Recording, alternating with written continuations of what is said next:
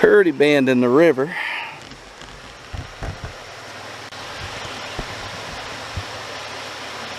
Set you guys right there and I'll see what happens. Y'all kind of stargazing on me. How about that?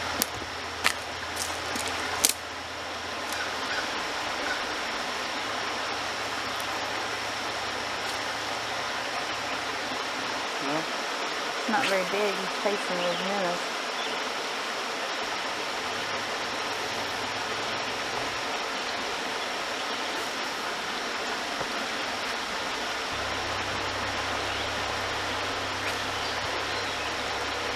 I just couldn't throw it this way.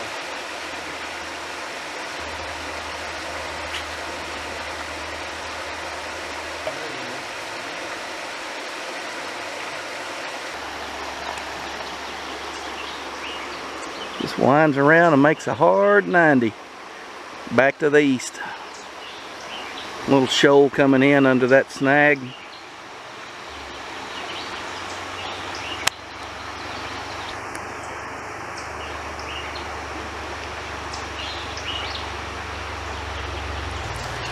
Well, it's definitely a pretty spot, but it also pretty much stinks for fishing. I think it gets fished a lot and swam in a lot because of its ease of access. Anyways, we're gonna go try to find somewhere else.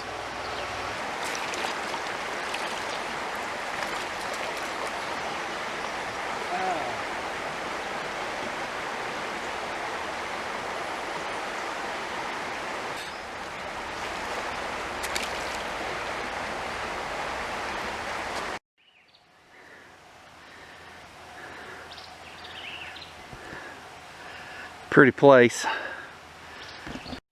Now, when I first started preaching, this is what I envisioned myself preaching in.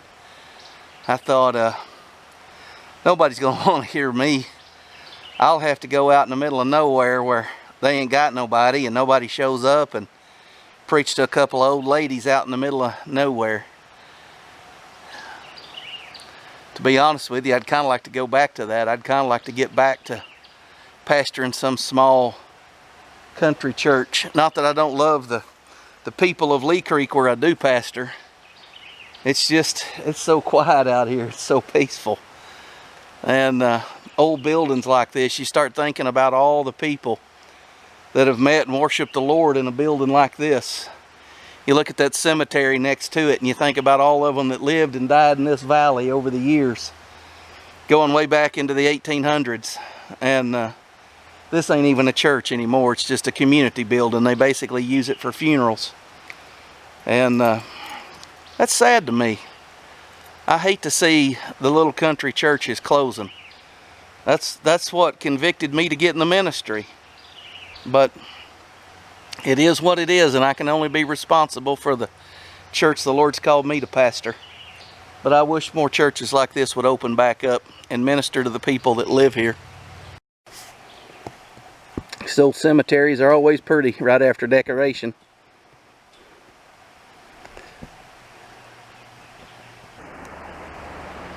This is why we can't have nice stuff. People come out into the country and they just leave their trash when they get done.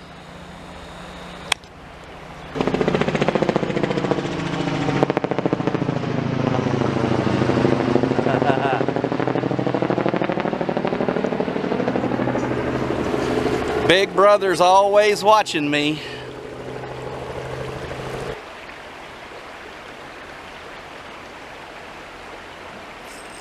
Got him that time.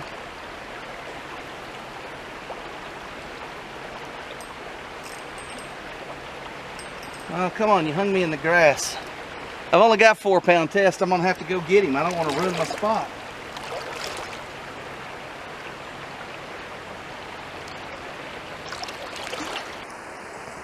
This ought to be good.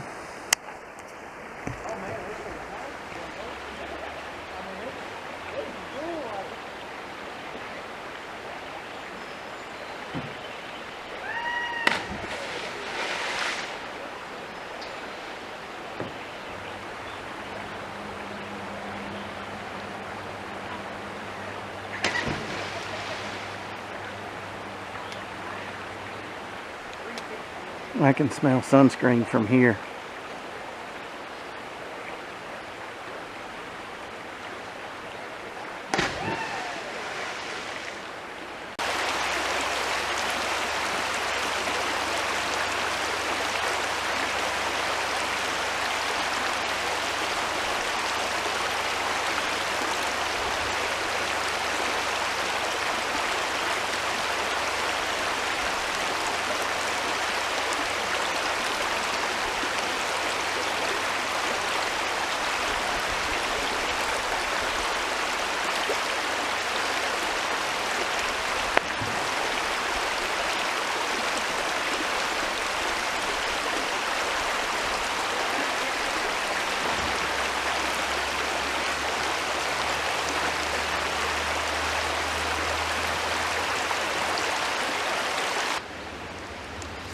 Alright, I got y'all sitting on a tree limb. This is the bait of choice. This is the about a 1.5 inch Rapala floater in gold. They make it in silver and a little rainbow color, but gold has always been best for me. That's what I caught all those on that last little stretch there, probably 8 or 10. And let's see what's under this bridge.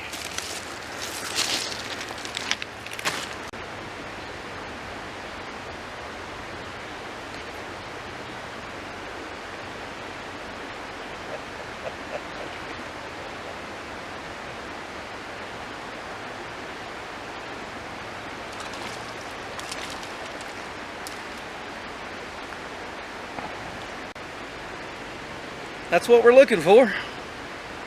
Green sunfish, rock bass. That's a chunky one there. That's a good size, not a giant. They're always fun to catch.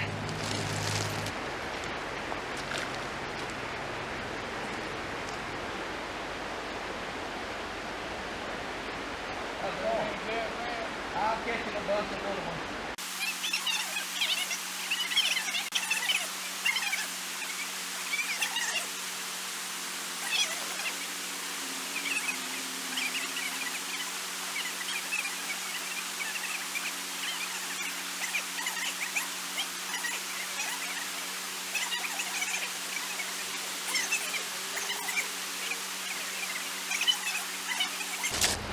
Got a few fellers putting in the canoes up on the bridge and all the fish took off. So now before anybody starts laughing at my shorts, I gave a $1.99 for them. How about that?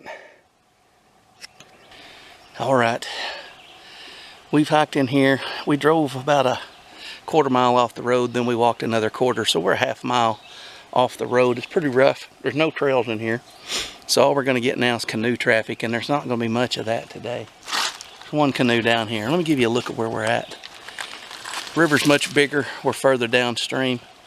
We're also more isolated and secluded. All right, I'm gonna let y'all sit in the shade while I go fish. I'm going full-blown American with these swim trunks I got.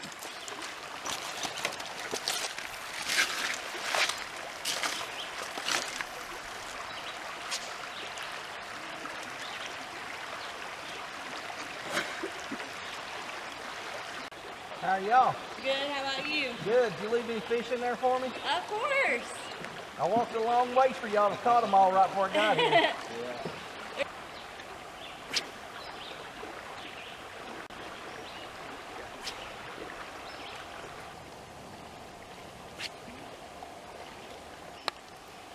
15 years ago, roughly 15 years ago, maybe 16, I got on Google Earth when it was pretty new, and I looked at the Mulberry River, and I wanted a spot that I'd have to walk to. Maybe I get away from the people. And I found these two holes here that I'm standing on. I'm kind of in an island in between them. And I parked at the road, and I wore jeans and walked all the way in here because I knew I'd be walking through a bunch of brush. And anyways, I got in here. I changed over to my wading trunks or swimming trunks, and I got in and I fished that whole hole up through there. And I caught my first, second, and third smallmouth, just bam, bam, bam, and I was hooked from that day on. I've been coming to the Mulberry or the Cossatot sometimes the fish. I just love fishing these cooler streams that have mountain smallmouth in them. And I haven't fished this particular holes in a couple years. So Missy and I were talking about where we could go to get away from all the swimmers and the canoers and kayakers, and I said, well, I know a couple holes I haven't fished in a long time, but we can go try them out. This little island that I've got my gear on, you can kind of see my wife's fishing down there. When I first started fishing here, there were some big trees on this island, but they've washed away in floods, and now there's just some trunks left. But you need to find a place where you can get away. You need to find a place where you can go and there ain't a lot of people, and just really enjoy yourself, enjoy your time. Not have to hear dogs barking and kids screaming and high maintenance women yapping. I think we found that. So we're having a good day today. My day off. My wife, she hooked a gar about 3 foot long. It's probably long as my leg, and man, it went to thrashing and flapping around. She had it for about 10 or 15 seconds. Of course, it's hard to hang on to a gar with a treble hook, but anyways, I'm gonna change lures and I'm gonna fish up that shady spot there, see what we can pull out of there. Thank you guys for coming along with us today. I hope you enjoy our little excursion, some of the sights along the Mulberry River.